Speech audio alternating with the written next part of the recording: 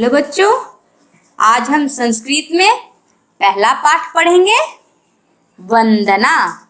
और यहाँ हम किसकी वंदना कर रहे हैं? भगवान गणेश की। हम सभी जानते हैं कि किसी अच्छे कार्य को शुरू करने से पहले गणेश जी की वंदना होती है। तो आइए हम भी गणेश जी की वंदना से पढ़ाई शुरू करते हैं। गजाननम भूत गणादि सेवितम कपित जम्बूफल चारु भक्षणम उमासुतम शोक विनाश कारकम नमामि विघ्नेश्वर पाद पंकजम। आइए अब इसका अर्थ समझते हैं। गजाननम, हम जानते हैं सभी कि गणेश जी का मुख हाथी के समान है। गज हाथी को बोलते हैं। तो जिनका मुख हाथी के समान है, भूत गणादि सेवितम, जो जिनकी सेवा भूत गण आदि करते हैं। कपित जम्बू फल चारु भक्षणम, कपित का फल और जम्बू जामुन का फल खाने वाले। उमा सुतम, उमा पार्वती माँ को बोलते हैं। पार्वती माँ के सुत मतलब पुत्र। तो पार्वती माँ के पुत्र शोक विनाश कारकम, जो दुखों का विनाश करते हैं। नमामि विघ्नेश्वर, जो किसी भी तरह के बाधा को दूर करते हैं। ऐसे गणेश भगवान को के चरणों में मेरा प्रणाम है। ठीक, ये आपका अर्थ है। अर्थ यहाँ भी है। हाथी के समान मुख वाले, भूत गणों द्वारा सेवा किए जाने वाले, कैथ और जामुन के सुंदर फलों का भक्षण करने वाले। यहाँ भक्षण नहीं लिखिएगा, फलों को खाने वाले। पार्वती के पुत्र, दुखों का नाश करने वाले, बाधाओं को दूर करने वाले। हे गणेश जी, मैं आपके चरण कमलों में प्रणाम करता हूँ। आप सभी अपनी कॉपी में ऐसे ही लिखिएगा। ठीक,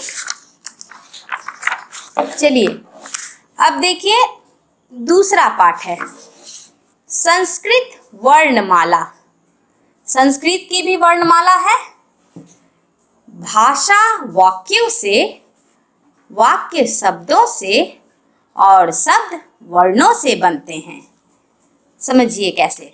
हम जो बोलते हैं वो भाषा है, और भाषा बना किससे? वाक्यों से। हम एक वाक्य दूसरे वाक्य से जोड़ते हैं तो वो भाषा बनती है। वाक्य किससे बनता है? शब्द से। एक शब्द से दूसरा शब्द जोड़ते हैं तो वो वाक्य कहलाता है। और शब्द किससे बना होता है? वर्णों से। वर्ण मीन्स अक्षर। जैसे शब्द बनाना हो तो हम क और ल को जोड़ दिए तो कल बन गया ना, ये वर्ण हुए। और वो दो क और ल वर्ण को जोड़ दिए तो क्या बन गया? शब्द बन गया। तो भाषा वाक्यों से, वाक्य शब्दों से और शब्द वर्णों से बनते हैं। वर्ण, आइए वर्ण देखते हैं। वर्ण भाषा की सबसे छोटी इकाई है। अभी मैंने बताया आपको वर्ण क्या कहलाए। एक छोटा अक्षर जैसे अ, आ, हर्षई, दीर्घई, ये सब छोटे छोटे जो अक्षर हैं ये वर्ण कहलाते हैं। वर्णों को ही अक्षर कहा जाता है। देखिए यहाँ लिखा भी हुआ है कि वर्णों को ही अक्षर कहते हैं। और वर्णमाला क्या हुआ? वर्णों का समूह वर्णमाला कहलाता है। और सभी वर्ण जब एक साथ मिलके आते हैं तो उस समूह को क्या कहेंगे? वर्णमाला कहेंगे। वर्णमाला। आइए देखते हैं वर्ण को। वर्ण दो प्रकार के होते हैं, स्वर वर्ण और व्यंजन वर्ण। अब आइए देखें स्वर्ण वर्ण किसे कहते हैं। स्वर, स्वरों के उच्चारण में मुख द्वारा कम या अधिक मुख द्वार कम या अधिक खुलता है, जिससे हवा रगड़ खाकर बाहर न निकल सके, बाहर नहीं निकलता है। इनका उच्चारण करते समय किसी दूसरे वर्ण की सहायता नहीं लेनी पड़ती है। संस्कृत वर्णमाला में इनकी संख्या 13 है। आइए देखते हैं कौन कौन है स्वर वर्ण। जैसे अ, हम अ बोले आ, हर्षई, दीर्घई, हर्षऊ, दीर्घऊ, री, री, लड़ी, ए, आए, ओ, औ। ये सभी क्या है? स्वर हैं। क्या है? स्वर। लेकिन इन स्वर में भी स्वर भी दो प्रकार के होते हैं। तो देखिए कौन से स्वर है? ह्रस्व स्वर और दीर्घ स्वर। तो जिन अक्षरों को बोलने में हमें कम जोर देना पड़े वो ह्रस्व स्वर हुए, और जिनको बोलने में हमें लंबा खींचे वो दीर्घ स्वर कहलाए। जैसे देखिए अ, सिर्फ अ बोले, यहाँ क्या है? आ लंबा गया, तो इसीलिए ये दीर्घ स्वर कहलाया। तो देखिए पहले ह्रस्व स्वर कौन से हैं? 5 हैं। अ, हर्षई, हर्षऊ, री और लड़ी। और दीर्घ स्वर कौन से हैं? 8 हैं। आ, दीर्घई, दीर्घऊ, री, ए, ऐ, ओ और औ। ये दीर्घ स्वर हुए। अब देखिए दीर्घ स्वरों के उच्चारण में ह्रस्व स्वरों की अपेक्षा दुगना समय लगता है। किसी चीज को बोलने में ज्यादा समय लगे तो उसको वो क्या हो गया? दीर्घ स्वर हो गया, और जिसको कम समय लगेगा बोलने में वो क्या हो गए? ह्रस्व स्वर हो गए। चित्र सहित निम्नांकित स्वरों को पढ़िए और जानिए। आइए पढ़ते हैं। ये क्या है? अ से अजा। अजा किसे बोल रहे हैं? बकरी को, गॉट। ठीक।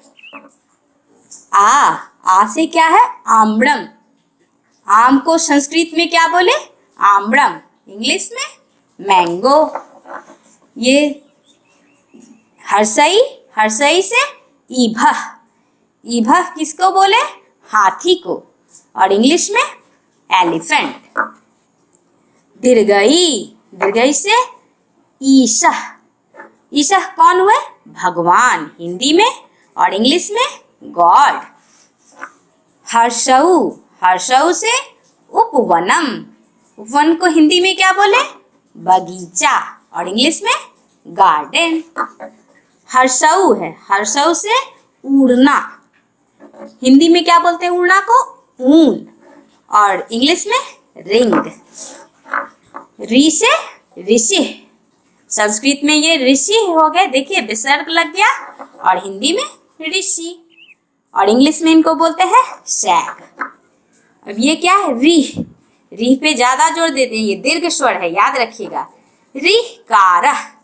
रीकार की जो मात्रा होती है ना वो रीकारः। रीकार इसको हिंदी में बोलते हैं, और इंग्लिश में भी रीरीकार। अब आगे री, लड़ी। लड़ी लगा, लड़ी से लड़ीकारः। हिंदी में लड़ीकार, और इंग्लिश में भी लड़ीकार। ए से एला। हिंदी में एला को क्या बोले? इलायची, और इंग्लिश में कार्डमम। ये क्या है?